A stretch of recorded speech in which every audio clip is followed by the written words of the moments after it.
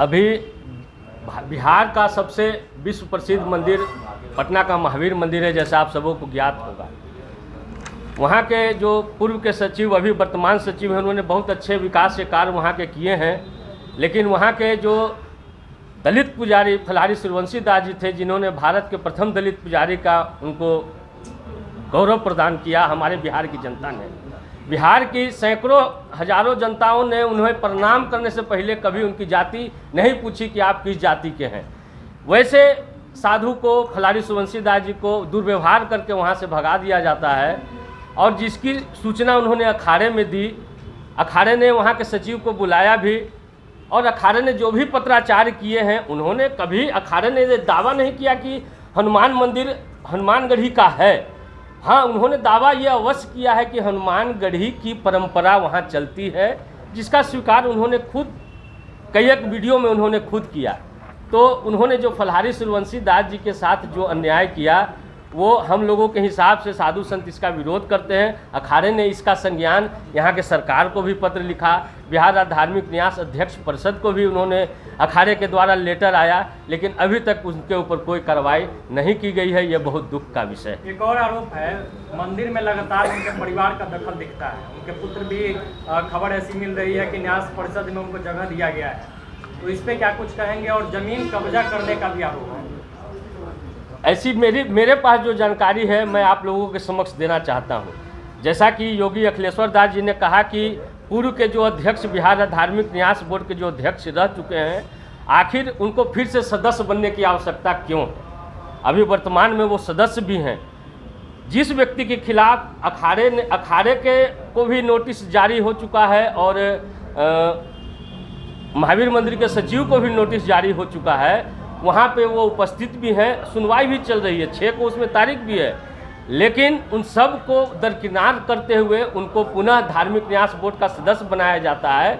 इससे ये सीधा साफ उदाहरण है कि जो सत्ता में बैठे हुए उनके जो समधी हैं, तो मैं उनका नाम नहीं लूँगा, सभी को ज्ञात है, उनके कृपा से उन्होंने पुनः जो सदस्य पद को प्राप्त किया। और जो अन्याय है साधु संतों के खिलाफ, जो महावीर मंदिर के परिपाटी के खिलाफ, वो साधु संतों की जो परंपराओं को नष्ट कर करके और अपने पुत्र की परंपरा वहाँ चलाना चाह रहे हैं। ये आरोप ही नहीं, ये सत्य है। आपको मैं इस अखबार में एक छपा है न्यूज, जिसमें अमामा राम मंदिर प्रबंध समिति के सदस्य सायन कुणाल ने कहा कि यहाँ पर बचपन में भगवान श्री राम अपने भाइयों के साथ खेला करते थे। महावीर मंदिर पटना के सहयोग से यहाँ राम रसोई भक्तों को मुफ्त भोजन कराया जा रहा है। आखिर सायन कुणाल राम मंदिर अमावा के सदस्य हैं। आप अपने पुत्र को पुत्र मोह में साधु संतों की परंपराओं को नष्ट करके अपने पुत्र की परंपरा स्टार्ट कर रहे हैं। ये सरासर गलत है। खरदर्शन विश्व अखाड़ा परिषद, भारत के 13 अखाड़े और जो मठ मंदिर बचाओ महाअभियान समिति है, वो इसका विरोध करती है। उनके पुत्र की परंपरा नहीं चलने दी जाएगी। उन्होंने विकास किया, अस्पताल चलाए, अस्पतालों में इलाज होता है। आप ये बताएं, अस्पताल में किसी साधु संतों का मुफ्त इलाज होता है क्या? नहीं होता है। उसी अस्पताल में एक गलत इलाज भी हुआ था। अभी हाथ काटा गया शिवहर की एक युवती का, इस पर कोई कार्रवाई नहीं हुई। हम ऐसा नहीं कहते हैं कि व्यक्ति जो विकास करता है उनका नाम भी लिया जाना चाहिए, लेकिन जो भी परंपराओं का नुकसान उन्होंने किया है, वो उसकी भरपाई नहीं की जा सकती। इसकी हम लोगों ने कड़ी शब्दों में निंदा इसका करते हैं। और उनके अध्यक्ष रहते हुए आप विश्व के सबसे ऊंचे राम मंदिर, अभी विराट रामायण मंदिर बन रहा है। विराट रामायण मंदिर की जो 55 एकड़ ज़मीन है, आप लोगों के समक्ष मैं वो भी लेटर दे रहा हूँ। ये अस्थायी न्यासधारी वहाँ के सीओ वीडियो से उन्होंने महावीर मंदिर न्यास समिति को 56 एकड़ ज़मीन उन्होंने ट्रांसफ़र करवा लिया।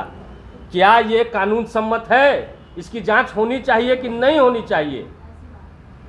हम लोगों ने कोई इल्ज़ाम नहीं लगाया है। जो कागज़ है, जो तथ्यों के आधार पर हम लोगों ने जो देखा, वही आप लोगों के समक्ष मैं रख रहा हूँ।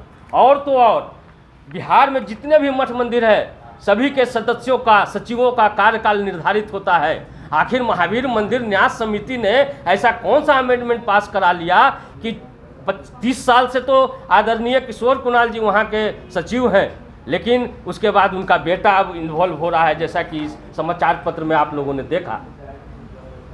तो सन्यासी साधु सन्यासियों की जो परंपराएं हैं उसको नष्ट कर करके बिहार में और तो और आप ये देखें, गोरक्षिणी की जो भूमि है उन्होंने, आप कोई भी मठ मंदिरों को लीज महंत नहीं कर सकता है।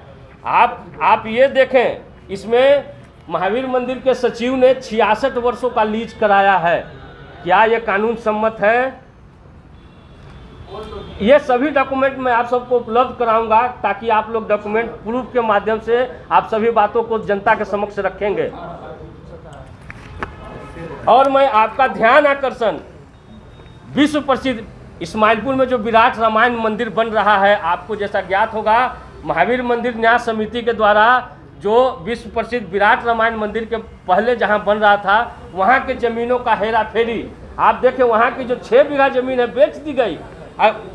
इन्होंने मेरे बदला किसी और को खड़ा कर करके वहाँ का ज़मीन का उन्होंने उसको गलत डीड के माध्यम से ट्रांसफ़र कर दिया और उन्होंने वो ज़मीन जो व्यक्ति को दिया उन्होंने वो ज़मीन बेच दी।